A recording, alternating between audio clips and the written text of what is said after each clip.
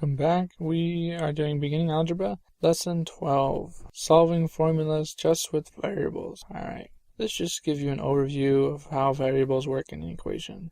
You can use variables to represent any kind of number, and even if you have an equation just for variables, that's okay. So we'll do a little bit of mixed variables. So let's do 3x equals 3y plus 1. So let's isolate by moving the 1 over. So we do that by subtracting both sides of the equation by -1. So that gives us 3x minus 1 equals 3y. And since we're solving for y, because this is a good skill to have when you're doing graphing. So let's divide 3 on both sides of the equation. And since we have two operations here, we have to divide both sides, the total side, by 3. So let's not forget, let's not just do one of these operations by 3, but both. So we have 3x by 3 minus 1 by 3. So that gives us 3 over 3 times y. So we can combine these together to say 3x minus 1 divided by 3 equals y. So we know that the 3 over 3 just becomes 1y, so we don't have to write that. We can drop the 1.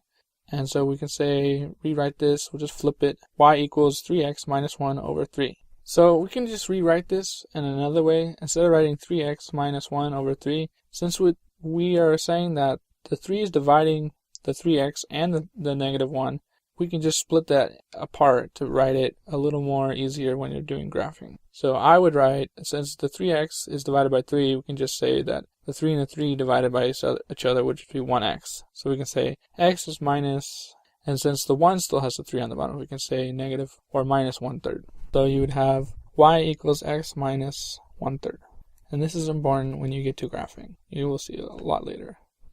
Let's do another one just with variables. Let's do number 2. Let's say we have d equals r times t. Let's rearrange this equation to solve for one of the variables. I know we have d equals already, but we're going to rearrange it so you can solve for a different variable. This is an important skill because sometimes you need to rearrange equations to solve for different variables that you need.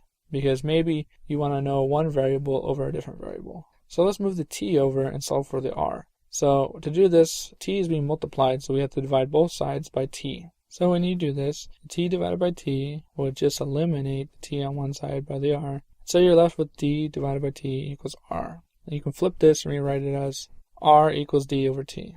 So that we can solve for a different variable. Let's try to solve for t this time. So we have d equals r times t. So let's bring the r over to leave the t by itself. So to do this, we have to divide both sides by r. So you get d divided by r equals t, because r over r is just 1. So flip it to make it look a little better. T equals d divided by r. So now we've solved for d, we've solved for r, and we've solved for t. So we have solved for all the equations that are possible with these variables. This will be helpful sometimes later in math when you need to find for multiple variables, because you might have some variables already that you can plug in, and now you need to solve for different ones.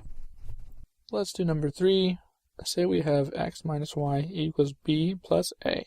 Let us solve for y. So let's isolate that y. So let's move x over. So we do this by doing the opposite operation. So let's subtract x on both sides.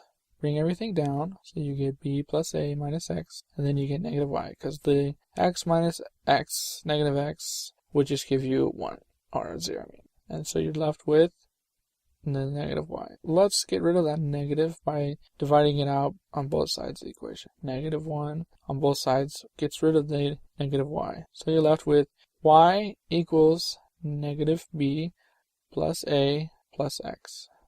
Because that should be negative b minus a plus x, because all the signs would change if you're dividing by a negative 1. Let's do number 4. C equals 2 pi r. Let's solve for r. Let's get rid of the 2 first, so let's divide both sides by 2. So you get c divided by 2 equals, 2 over 2 equals 1. So you're left with pi r. Let's get rid of the pi, divide both sides by pi.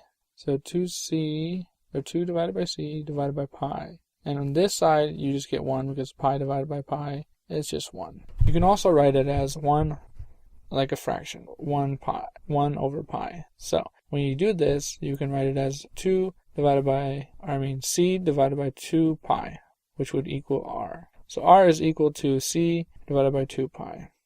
So this is showing you the equation of how to solve for a radius of a circle, which is the circumference over 2 pi.